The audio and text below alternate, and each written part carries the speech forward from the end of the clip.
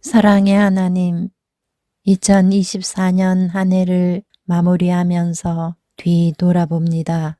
별 탈 없이 이 한 해를 보낼 수 있었던 것은 모두 주님의 은혜였습니다. 특별히 올해엔 이 땅에 재림개별이 들어온 지 120년이 되어 한국선교 120주년 기념예배를 드릴 수 있는 뜻깊은 한 해를 보냅니다.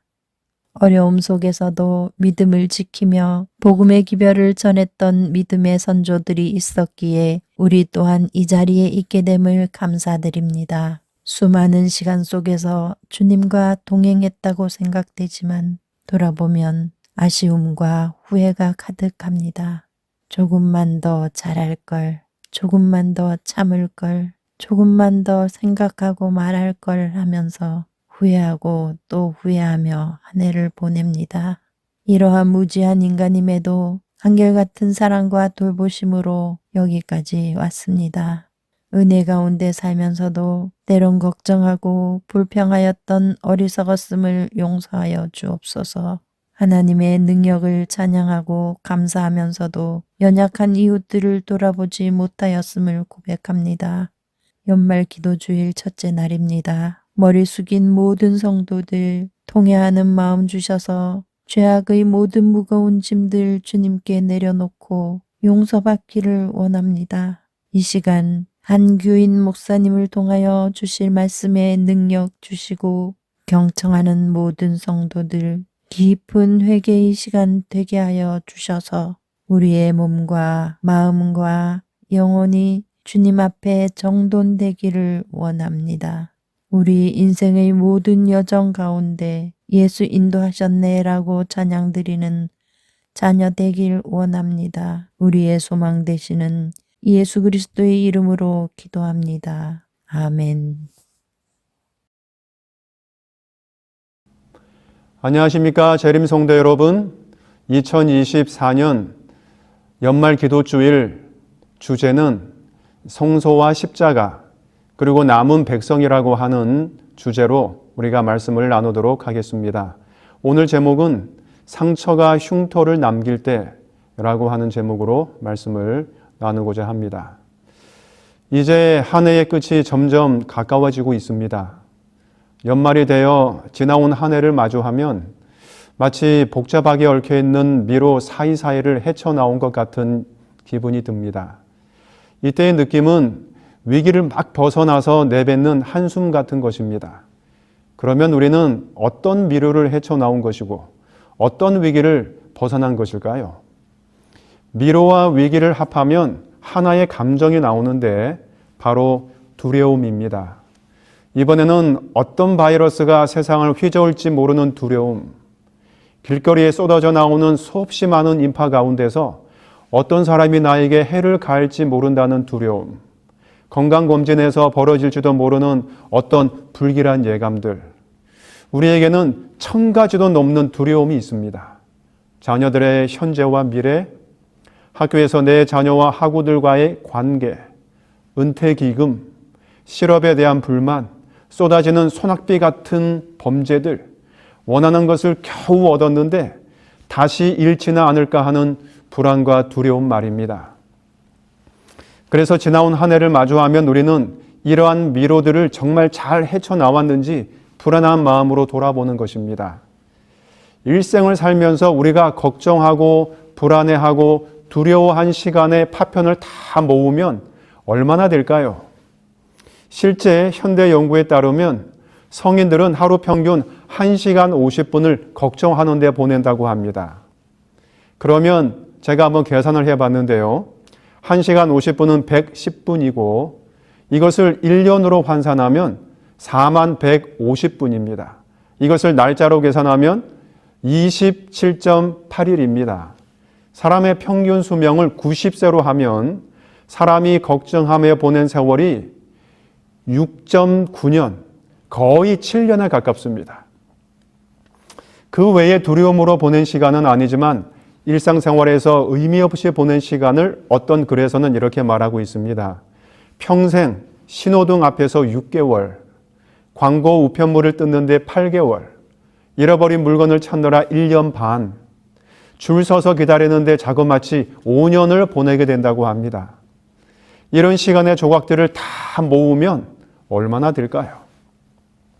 이 모든 순간들을 우리가 다 하나님께 드렸다면 우리의 삶은 얼마나 달라졌을까 하는 것입니다. 우리의 삶을 불안하고 두려움으로 만든 것은 무엇일까요?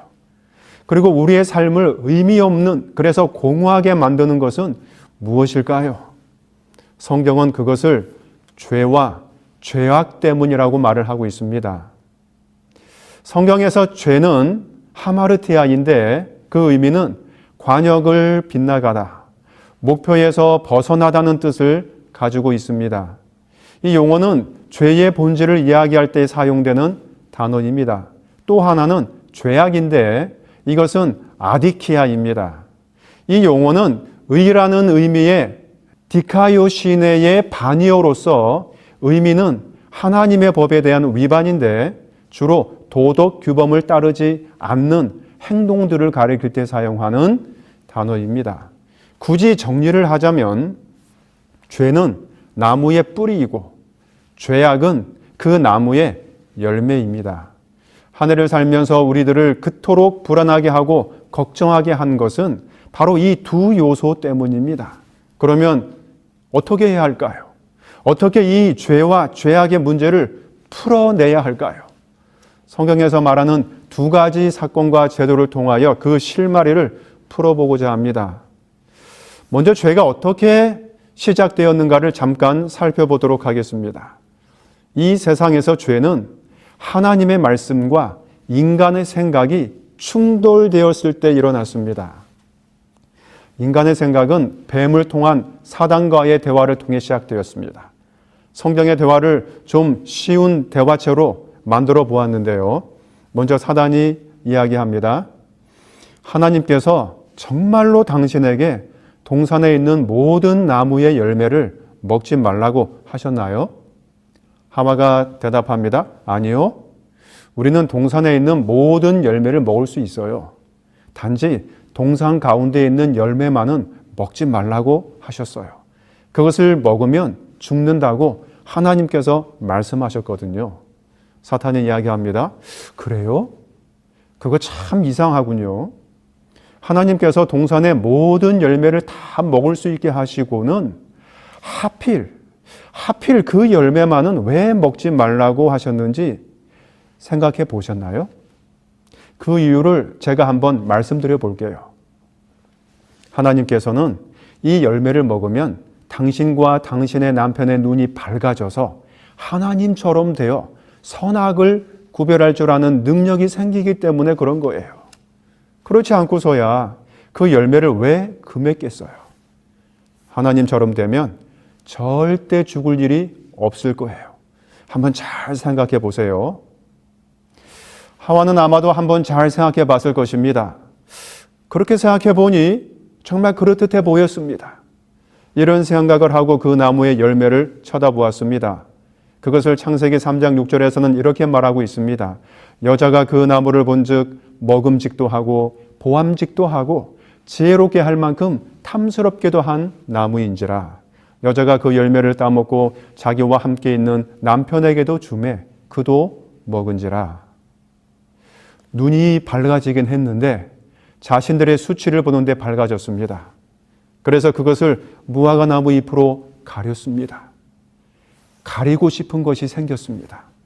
창피하고 수치스럽다는 생각이 들었습니다. 얼굴을 붉히는 일이 생겼습니다. 그리고 두려워하는 마음이 생겼습니다. 창세기 3장 10절에서는 내가 벗었으므로 두려워하여 숨었나이다. 하나님의 말씀에 정면으로 충돌하여 생긴 결과입니다. 그 많은 결과 중에 첫째, 아담과 하와는 수치스러운 것을 알았다는 것입니다. 둘째, 두려워한 마음이 들었다는 것입니다. 셋째, 그래서 피했습니다. 한 해를 살면서 우리들의 삶에 많은 수치와 고난, 아픔, 두려움은 대개 우리가 하나님의 말씀과 정면으로 충돌한 결과인 경우가 많습니다. 그런데 사실 그 충돌의 원인은 우리가 사단과 대화를 하면서 생긴 결과입니다. 유혹에 빠졌다는 말은 우리가 사단과 대화를 계속 했다는 말과 같은 것입니다. 하와처럼 말이죠. 하와가 사단과 대화할 때 처음에는 사단이 잘못됐다는 것을 알았습니다. 동산의 모든 과실을 먹지 말라 하시더냐? 라고 말할 때 하와는 아니 라고 대답했습니다. 대화에서 뭔가 잘못됐다는 것을 알았으면 얼른 그 자리를 피했어야 했는데 하와는 사단과 대화를 계속 이어갔습니다. 죄의 열매 대부분은 사단과 계속 대화를 이어갈 때 생기는 결과입니다. 이 죄악을 해결한 곳이 바로 성소입니다. 성소의 이미지를 처음으로 볼 수 있는 사건은 창세기 3장 9절에 있습니다. 여호와 하나님이 아담을 부르시며 그에게 이르시되 내가 어디 있느냐? 아담과 하와를 찾아오신 것은 그들과 함께 하시겠다는 것입니다. 하나님께서 광야에서 모세에게 성소를 지으라고 말씀하시면서 그 목적을 이렇게 말씀하셨습니다. 내가 그들 중에 거할 성소를 그들이 나를 위하여 짓되. 그들 중에 거할 성소라는 말은 함께 하시겠다는 말입니다. 물론 여호와께서 그의 백성들을 떠난 적이 결코 없으셨습니다. 늘 그들과 함께 하셨습니다. 하지만 하나님께서는 이스라엘 백성에게 그분이 함께 하신다는 것을 희생과 속죄의식을 통하여 보여주시고자 하셨습니다. 이러한 개념을 하나님께서는 아담과 하와가 죄를 짓고 에덴 동산에서 쫓겨나갈 때 그냥 보내시지 않으시고 가죽옷을 지어 입히시면서 그 사실을 보여주셨습니다. 여호와 하나님이 아담과 그의 아내를 위하여 가죽옷을 지어 입히시니라. 아담과 하와를 에덴에서 내어 보내기 전에 하나님은 그들 앞에 놓여 있는 힘든 노동과 타락에 뒤따른 극도의 더위와 추위를 막아주기에 적합한 의복을 그들에게 마련해 주셨습니다. 또한 그 가죽옷은 그들이 잃어버린 순결함과 죄의 삭신 사망과 그분 자신의 대속적인 죽음을 통해서 세상의 죄를 없이 할 하나님의 약속된 어린 양을 항상 상기시켜 줄 것이었습니다. 이것을 재림교회 주석에서는 창세기 3장 21절을 통해서 이야기를 하고 있습니다. 죄를 짓고 난 다음에 벌어진 첫 번째 사건은 희생이었습니다. 무엇입니까? 누군가가 죽어야 한다는 것입니다. 가죽옷은 그 희생에 남긴 흔적이었습니다. 그것은 먼 훗날 하나님의 약속된 어린 양을 상기시켜 줄 것이었습니다. 그 가죽옷을 죄인의 몸에 입힘으로 하나님께서 그들과 함께 하신다는 것을 강력하게 나타내시고자 한 것입니다. 하나님께서는 비록 죄를 지은 인간이지만 홀로 버려두지 않으시고 그들의 옷이 되어 주셔서 그들의 수치를 덮으시고 그들과 함께 하셨습니다. 얼마나 귀한 사랑인지 모릅니다. 이 사랑을 먼 훗날 하나님께서는 이스라엘 백성에게 성소를 지으라고 말씀하시면서 그분의 마음을 드러내셨습니다. 여러분, 감정과 사랑은 냄새와 같아서 감추어질 수 없다는 말이 있습니다. 내가 그들 중에 거할 성소, 그 성소를 그들이 나를 위하여 지으라고 말씀하셨습니다. 여기에서 하나님의 본 마음이 드러났습니다. 성소는 우리를 위하여 짓는 것뿐만이 아니라 우리와 함께 거하기를 원하시는 하나님을 위하여 짓는 것입니다. 우리를 사랑하시는 하나님의 마음이 강력하게 나타난 곳이 바로 성소, 성막입니다. 그러므로 죄를 지은 죄인이 두려운 마음으로 성막에 가는 것이 아니라 우리와 함께 거하기를 간절히 원하시는 그 하나님을 만나러 가는 곳이 바로 성막입니다. 우리와 함께 하시기를 원하시지만 이사야서 59장 2절에 나와 있듯이 죄악이 너희와 너희 하나님 사이를 내었기 때문에 즉 우리와 하나님 사이를 갈라놓았기 때문에 그것을 먼저 해결하자는 것입니다. 성소는 이스라엘 백성들에게 하나님의 언약 그리고 그분의 임재를 친히 목도하는 중요한 장소입니다. 하나님의 백성의 정체성을 확인하는 장소입니다. 성소를 잘 알려면 출애굽의 사건을 우리가 간단하게 먼저 살펴보아야 하는 일이 필요합니다. 이스라엘 백성에게 있어서 출애굽 직전과 그 이후의 삶은 곧 신앙이 되었습니다. 모든 것이 하나님과 연결이 되어 있었습니다. 하다못해 먹는 것까지도 신앙과 연관이 되어 있었습니다. 유월절 전날 밤부터 먹었던 누룩 없는 떡, 즉 무교병과 쓴 나물, 그리고 그들의 행동 등은 모두 이스라엘 백성을 구원하신 하나님의 세밀한 계획과 관련을 갖게 되었습니다. 출애굽기 12장 11절에 이렇게 이야기합니다. 너희는 그것을 이렇게 먹을지니 허리에 띠를 띠고 발에 신을 신고 손에 지팡이를 잡고 급히 먹어라. 이것이 여호와의 유월절이니라. 이스라엘 백성들은 허리에 띠를 띠는 것도 발에 신을 신는 것도 손에 지팡이를 잡는 것도 신앙과 관련을 갖게 되었습니다. 급히 먹으라는 말은 누룩을 넣어 발효시킬 시간이 없다는 점을 상징합니다. 그들이 먹는 빵도 신앙과 관련을 갖게 되었습니다. 심지어 그들이 먹는 쓴 나물도 그들이 애굽에서 노예로 생활한 고통과 억압을 상징하게 되었습니다. 다시 말하면 그들의 삶 전체가 다 신앙, 곧 하나님과 관련을 갖게 되었다는 것입니다. 그러므로 우리는 이 사건을 통하여 두 가지 교훈을 얻을 수 있는데, 첫째는 급함입니다. 허리에 띠를 띠고 발에 신을 신고 손에 지팡이를 잡고 급히 먹어라. 왜 주님은 그렇게 재촉하셨던 것일까요? 이 표현은 금방이라도 튀어나가려는 듯한 모습을 보여줍니다. 하나님께서는 왜 이렇게 하라고 하시는 것일까요? 이것을 알려면 하나님께서 모세에게 명령하신 말을 기억해야 합니다. 너는 바로에게 가서 그에게 이르기를 여호와의 말씀에 내 백성을 보내라. 그들이 나를 섬길 것이니라. 섬긴다는 말은 광야에서 하나님을 예배하고 교제한다는 의미가 내포되어 있습니다.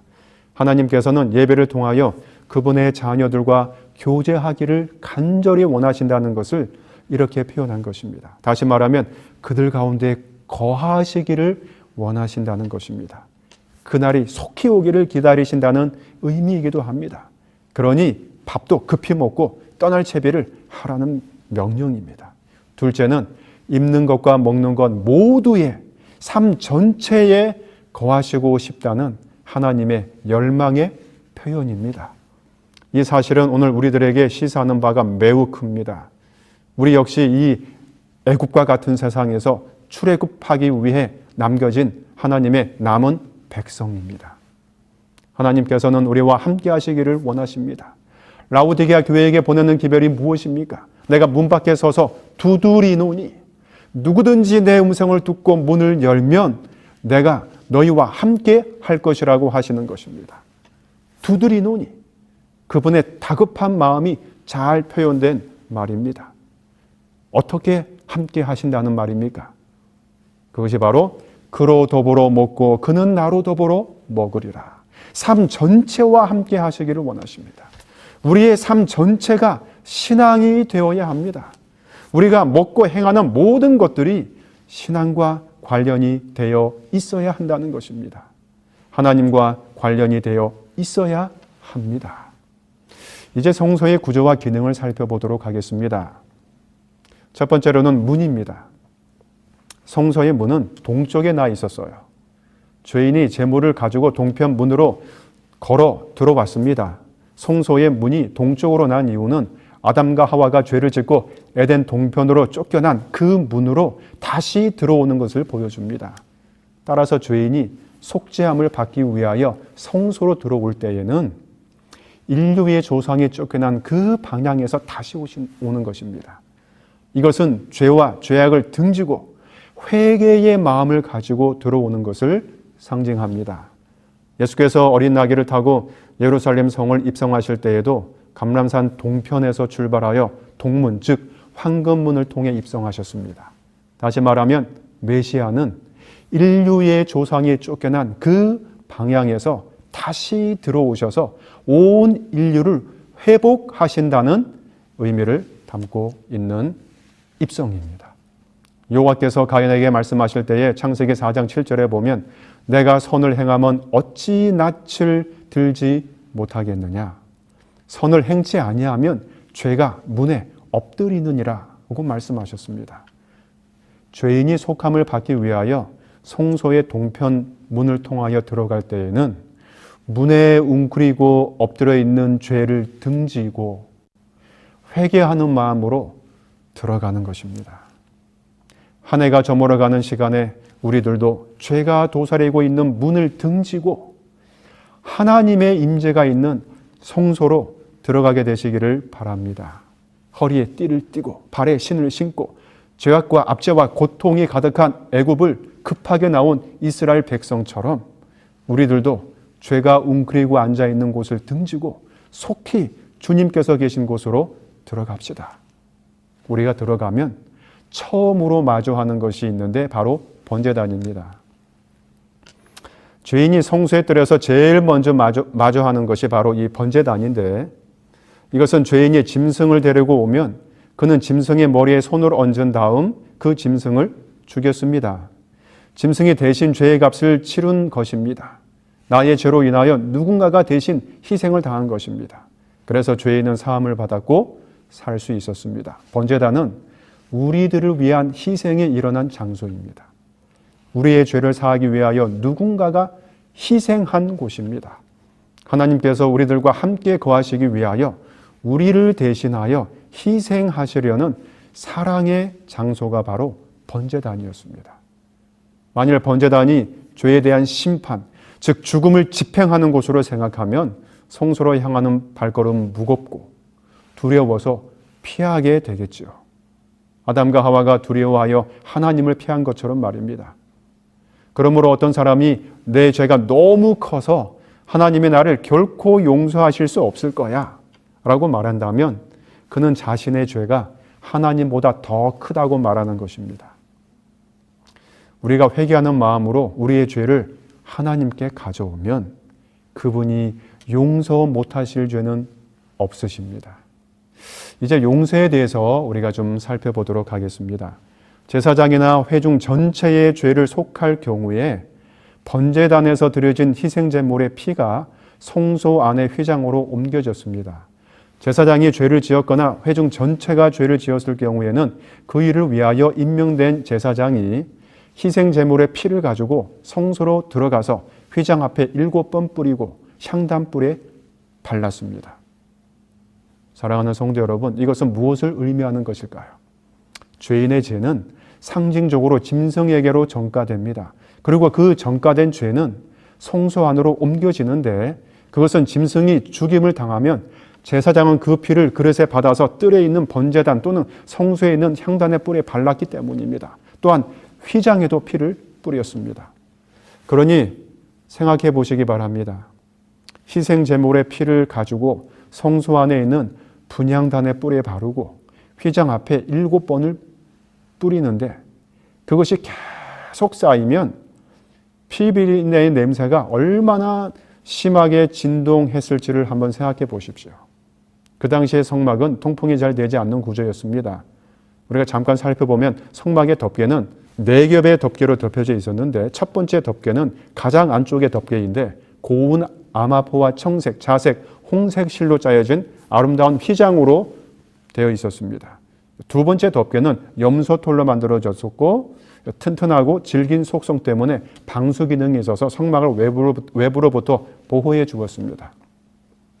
세 번째 덮개는 붉게 물들인 순양의 가죽으로 만들었습니다. 마지막으로 네 번째 덮개는 해달 가죽으로 만들었는데 가장 바깥쪽을 덮었습니다. 그러니 생각해 보십시오. 통풍도 제대로 안 됐을 구조인데다가 계속 피가 쌓여 있으면 그 피 비린내가 진동을 해서 제사장이 아마도 제대로 예식을 수행할 수 없었을 것입니다. 그래서 분향단에서 피에 오르는 향은 크게 2가지 기능을 했는데 첫째는 피의 냄새를 덮어서 실제로 제사장이 성소 봉사를 하는데 많은 도움을 주었을 것이고, 둘째는 기도를 통한 용서의 정신을 상징합니다. 이것은 서로 관련이 되어 있는데 상징적인 깊은 의미를 가지고 있습니다. 성소에서 피어오르는 향은 기도를 상징했습니다. 시편 141편 2절에 보면 나의 기도가 주의 앞에 분향함 같이 되며, 부좌 선지자 353쪽에서는 이렇게 이야기하고 있습니다.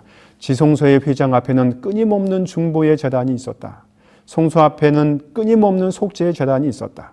피와 향으로 말미암아 하나님께 접근하게 되어 있었는데 이것들은 크신 중보자를 가리키는 상징들이었다.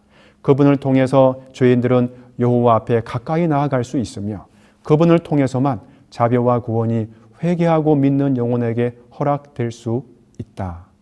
가랴 법은 기별 1권 333쪽에는 이렇게 말하고 있습니다. 그리스도는 향기이시며 그대들의 탄원을 하늘 아버지께 받게 하시는 것은 거룩한 분향이다. 그래서 분향단의 향은 그리스도의 중보 사역을 상징합니다. 그러므로 우리가 드리는 기도는 그리스도의 중보 사역에 힘입어 하나님께 상달되는 것입니다.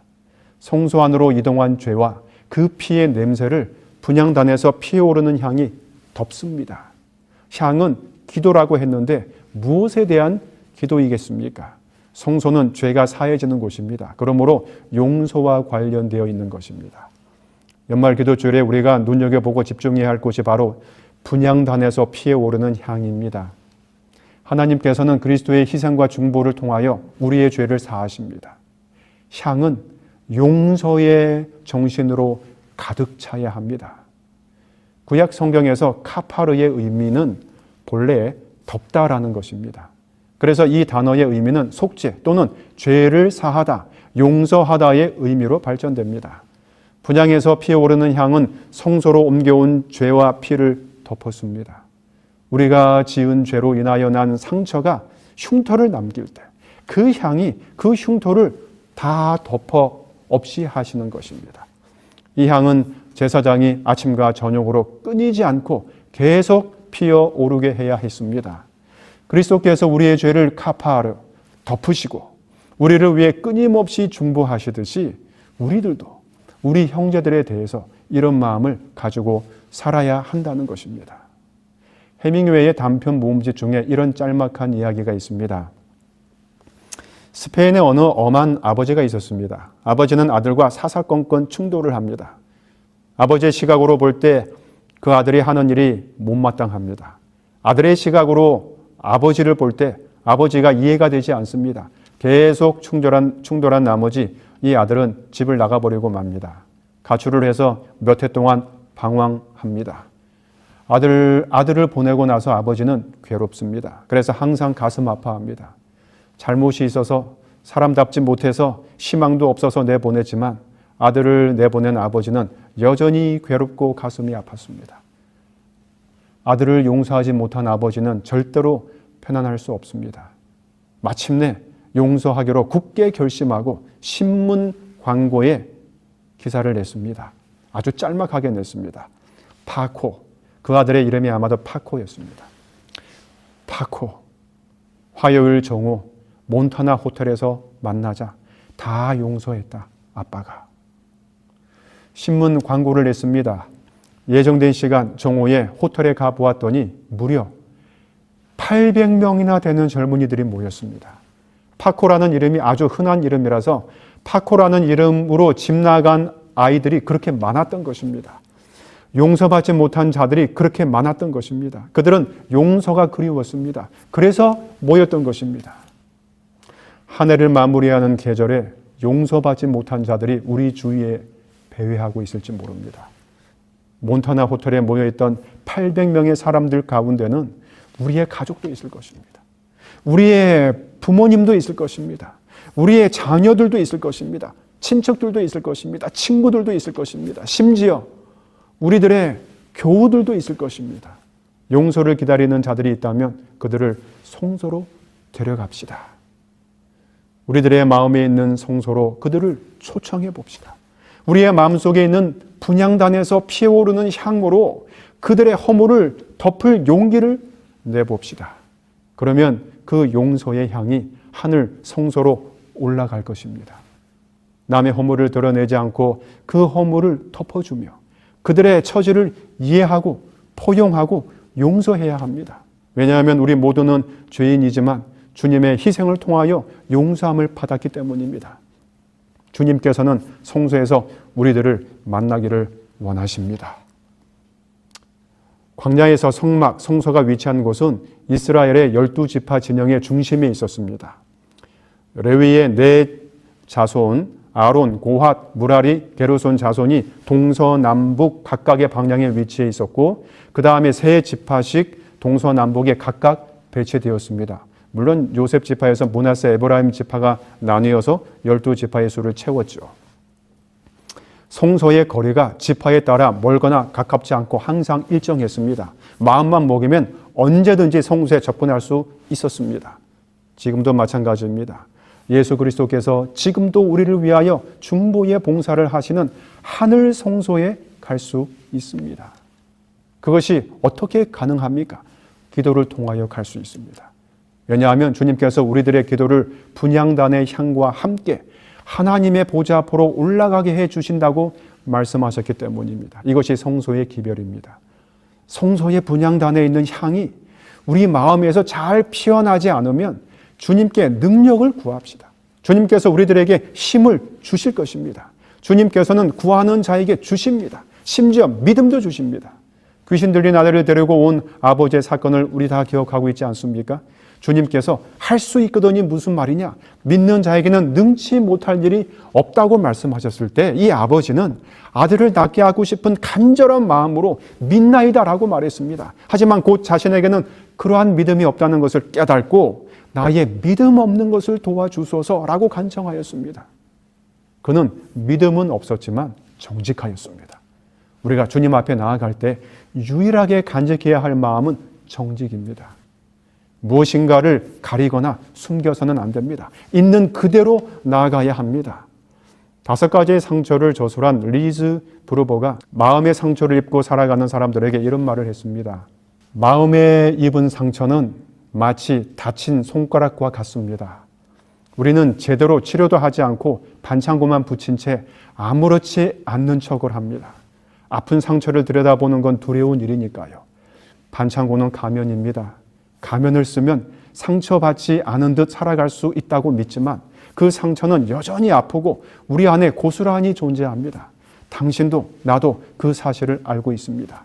더 이상 통제할 수 없게 된 상처들은 어느 날 일시에 터져나와 우리를 엄청난 고통 속으로 밀어넣습니다.